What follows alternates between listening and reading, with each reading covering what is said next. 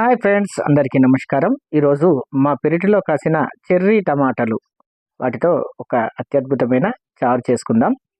వీటిని మా ప్రాంతంలో రామ్ములక కాయలు అని కూడా అంటారు. మా పిల్లలు చెట్టు నుంచి తెంపిన చెర్రీ టమాటాలను చక్కగా వేరు చేస్తున్నారు. చూడండి, వీటిని చెట్టు నుంచి తెంపి చక్కగా ఒక్కొక్కటిగా వేరు చేసి వాటిని శుభ్రంగా కడుక్కొని పక్కన ఉంచుకోవాలి.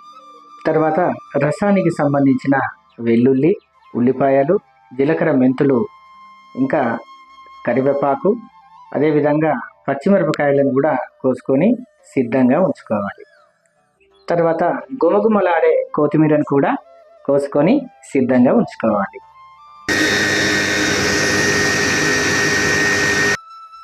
తర్వాత చెర్రీ టమాటాలను మెత్తగా గ్రైండర్ పట్టుకొని తాలింపు వేసేటప్పుడు వెల్లుల్లిని కాస్త దంచుకొని వేస్తే, ఎందుకంటే చాలా రుచిగా ఉంటుంది.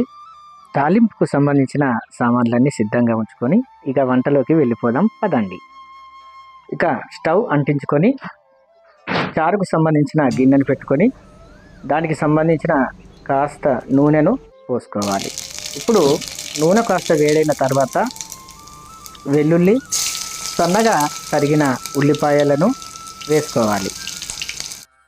తర్వాత కరివేపాకును కూడా వేసుకోవాలి. వేసుకొని ఒకసారి గరిటెతో అలా తింపి తర్వాత కాస్త పసుపు, తర్వాత రుచికి తగినంత ఉప్పు, మనకు ఎంత కావలసిందో అంత కారం వేసుకోవాలి.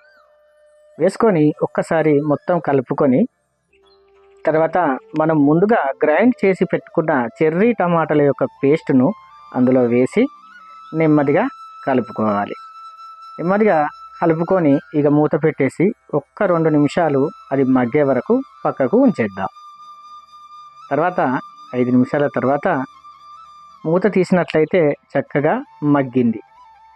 ఒకసారి నెమ్మదిగా మళ్ళీ ఒకసారి కలుపుకొని చారుకు అవసరం ఉన్నంత నీళ్లను ఎసరుగా పోసుకోవాలి. ఎసరు పోసిన తర్వాత మళ్ళీ ఒక్కసారి కలుపుకొని 5 నిమిషాలు వేచి ఉందాం. తర్వాత మనం ముందుగా కట్ చేసి పెట్టుకున్న కొత్తిమీర కూడా వేసుకొని ఒక్కసారి కలుపుకొని మూత పెట్టి 1-2 నిమిషాల తర్వాత మూత తీసి చూద్దాం. చక్కటి గుమగుమలాడే చెర్రీ టమాటాల సూప్ తయారైంది. ఇక స్టవ్ కట్టేసుకొని తినేద్దాం రండి. పుల్లపుల్లగా ఆరోగ్యానికి ఎంతో మేలు చేసే చెర్రీ టమాటాల రసం రెడీ. మరికొన్ని మంచి వీడియోల కోసం నా ఇన్స్టా పేజీని, ఫేస్బుక్ పేజీని ఫాలో చేయండి. నా యూట్యూబ్ ఛానల్ని సబ్స్క్రైబ్ చేయండి, లైక్ చేయండి, షేర్ చేయండి. మీలో ఒకడు మీ దూడపాక శ్రీధర్.